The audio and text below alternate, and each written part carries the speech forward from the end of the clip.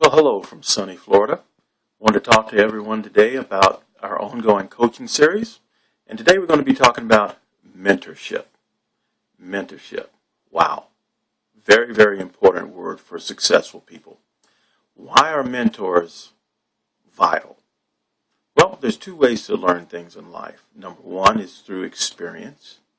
And experience can be an expensive teacher. Why do I say that? Have you ever been on the path to getting something accomplished successfully, and all of a sudden, boom, you're surprised about something that you never expected would happen? In other words, you're expecting success, but because you're going down a road without any prior knowledge, guess what happens?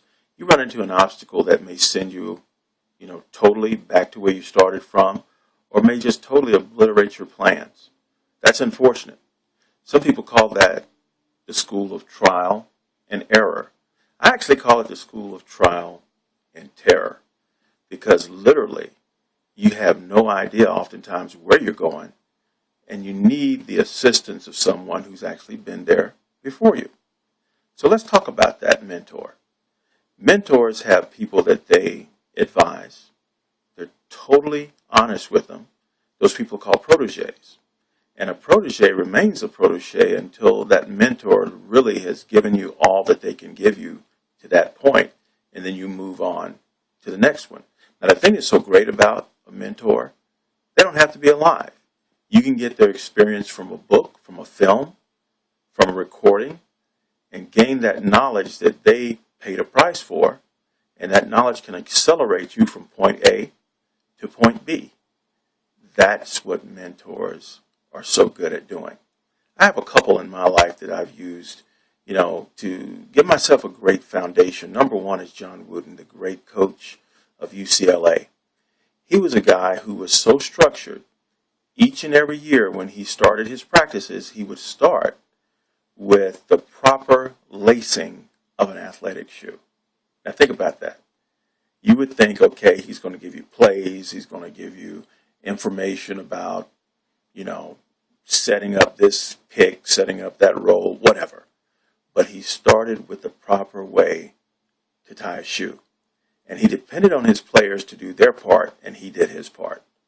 That's what a good mentor does. My second mentor was an Army general by the name of George S. Patton. Now, why George S. Patton? Because literally he caused more controversy during World War II than any other general. But he moved an army farther and faster than any other general in that whole conflict.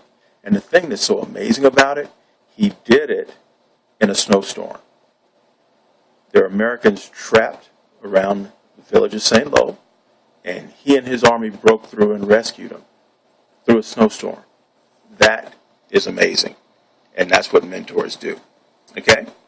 Now, think back in your life to the mentors that you've had. I've had several. The first one taught me how to hire people. The second one taught me how to train them. The third one taught me how to coach them. The fourth one taught me how to counsel one-on-one, how to tweak those little things that make the definitive success for each individual.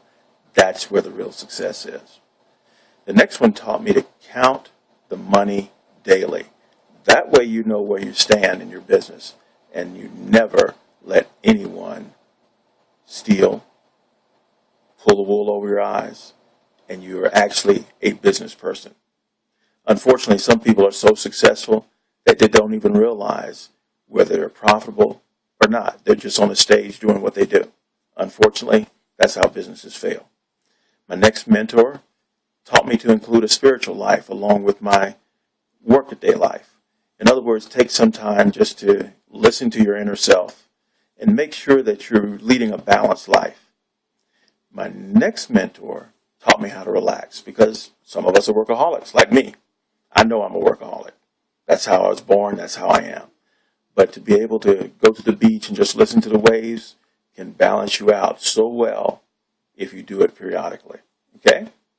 Now, my last mentor taught me that we're working for a reason, not just for the work. We should have multiple streams of income. So if you're working, you should have a 401k, you should have investments, You should have things that you're just not counting on one stream of income. So look back in your life at the mentors that you've had and put down on paper what you've learned from each one. You'll be surprised how instrumental each and every one of those mentors was to your success. So here's to your success and the end of this coaching session. See you next time.